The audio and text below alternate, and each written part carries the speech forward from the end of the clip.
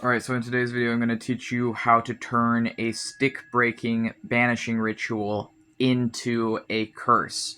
So I'm going to link in either the description or the comment section of this video.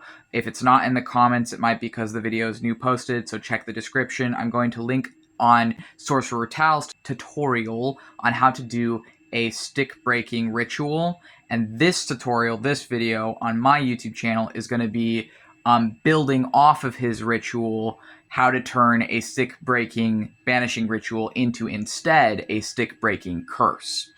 So I'm going to use a specific example of how I use this, when I use this, and why I use this. So I've been following Sorcerer Tal's tutorial on stick breaking for a while. I've been using it in my life for months. It's a very useful and effective banishing ritual. But a lot of people don't know this. You can actually turn a banishing ritual into a curse. A banishing ritual is getting rid of negative energy. It is getting rid of negative energy from your life. In the stick-breaking ritual, you are taking fate ties or karmatic cords and you're combining them into one cord represented by the stick, and you're breaking the stick to represent freeing yourself of that energy. So how you would turn a banishing into a curse would be, instead of just freeing that energy, if that energy was sent to you by someone or something, you would be sending that energy back to the sender. So now I'm going to give a specific example of how I did this and why. Recently, I was at one of my favorite places to meditate, which is a park near me in the woods. And in the woods, I often talk to the local fae or nature spirits there. And while I talk to the nature spirits, I like to, sometimes meditate and just talk to them, pray to the land and talk to the land about my life and my life problems. And I call it fairies, but I'm sure that there's many different terms for these things. And so one of the things that I noticed one of the times that I went there was that the spot that I usually meditate was completely littered with trash. Someone had littered not just like a little bit of trash or like a tiny amount of trash, but like a mountain of trash was all over this spot that is like the closest crossroads to me between the spirit world and the human world.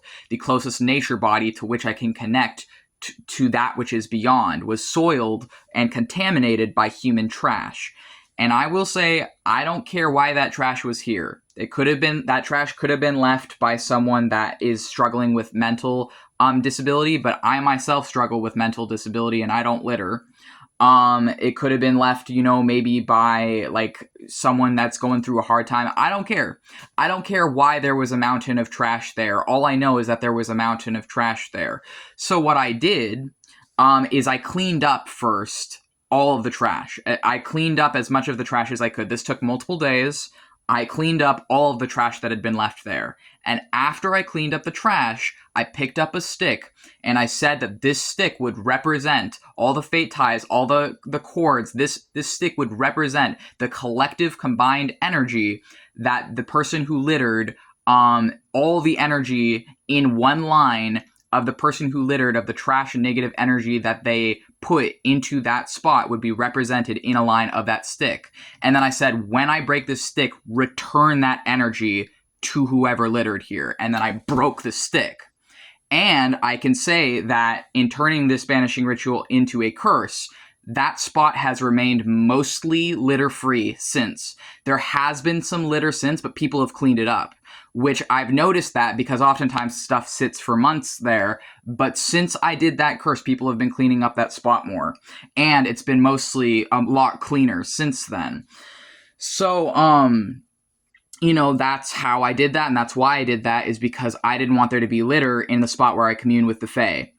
And, so I'm like I said, going to link a tutorial on how to do the banishing ritual from Sorcerer Tal here. I just wanted to share this in case this is useful for anyone who wants to turn that banishing ritual into a curse. So instead of just freeing yourself of the energy or letting go of energy, or like a energy cord involving negative energy that was either sent to a land or sent to you or sent to whatever, you can send it back actually to whoever put it there.